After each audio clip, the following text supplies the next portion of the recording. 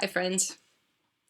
I'm at my desk, my writing desk, and I've been thinking a lot about the stories we tell and how we sometimes get stuck in them. Have you ever had that happen? I'm not talking about getting engrossed in a story you're reading, but about getting stuck in a story you're telling. Often it's something we tell about ourselves, about what's happening to us, about others in our stories. And this is one of the gifts of being human. As Ben Okri, the Nigerian writer, once put it, he said, "We human beings are storytelling beings."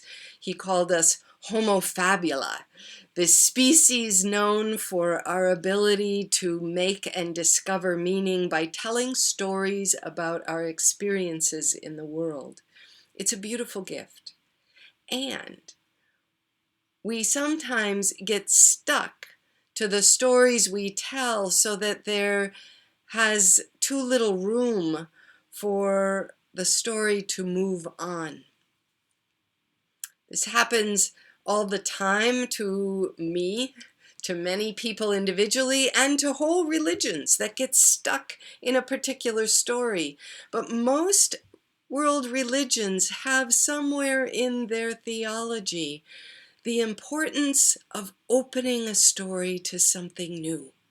That is the transformative power of religion, to make way for something new to happen. So I'm going to share with you a writing exercise I often do in my writing sessions. And this is a way of reminding us that our stories are meant to be opened to something new, perhaps unexpected, that is often nested right there in the center of our story, almost like a germ, like a bud that is waiting to be broken open for something new to happen. So in order to do this writing exercise, you need a few things. A half sheet of paper about this size, and if it's a light colored sheet of paper, that can be helpful, but it can be white. And then an 8.5 by 11 plain sheet of paper. If you have both of those things handy, and a glue stick, you don't have to get them right now. You can watch what I'm going to do and then go and do this on your own. But on this half sheet of paper, I want you to write some story you're telling yourself, about the circumstances you're in now, and maybe it's a story about your faith. Maybe it's about what makes it hard to live as a person of faith in this particular time. Or maybe it's just about a circular pattern you've gotten stuck in. Something that you would like to move on or toward or into. Something that might feel like you're stuck in a particular story or a way of being, a habit. And I want you to use that half sheet of paper to write about that stuckness. And you might begin with the prompt, the one that I started with, and I've already written mine out so I can show you how this works. I started out with, it's hard to have faith when, it's hard to have faith when, and then I continued writing. You just want to fill up one sheet of paper, top to bottom. If you write large, you won't have to write as much.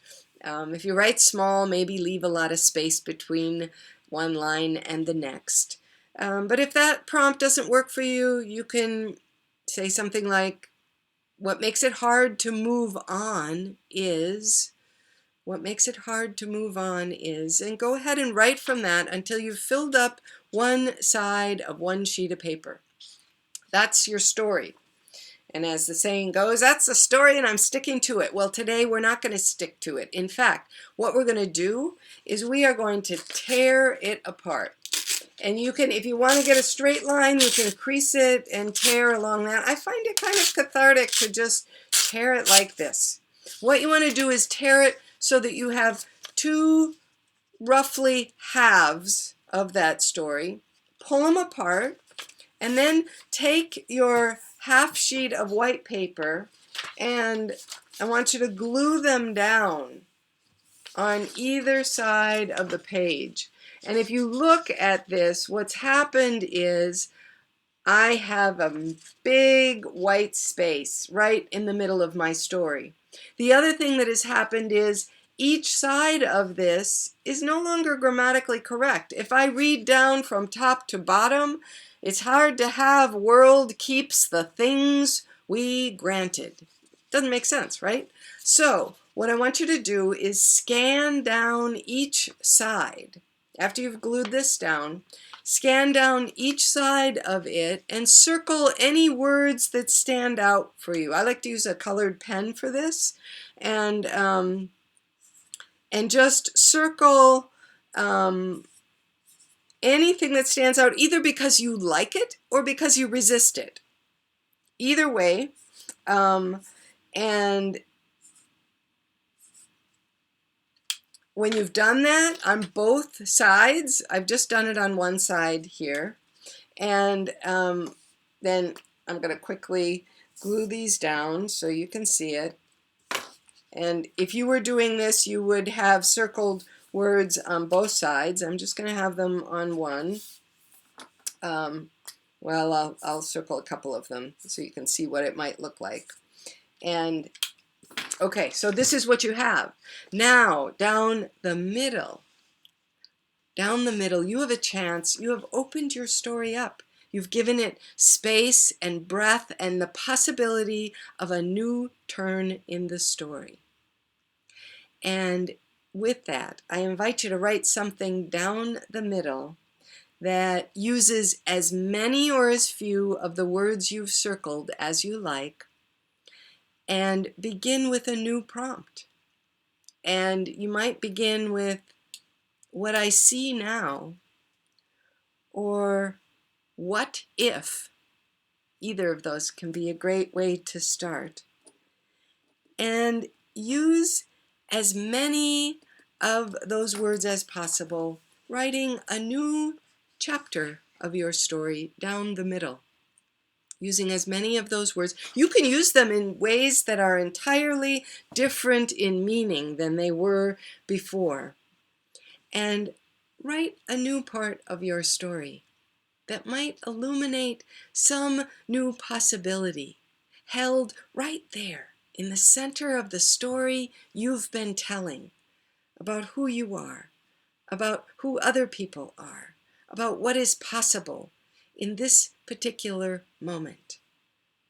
That, my friends, is when storytelling becomes a spiritual practice, when you open it up to something new. If you've appreciated this, please let me know where it's taken you. Take good care. Be steady, be strong. Tell an open story and see where it takes you.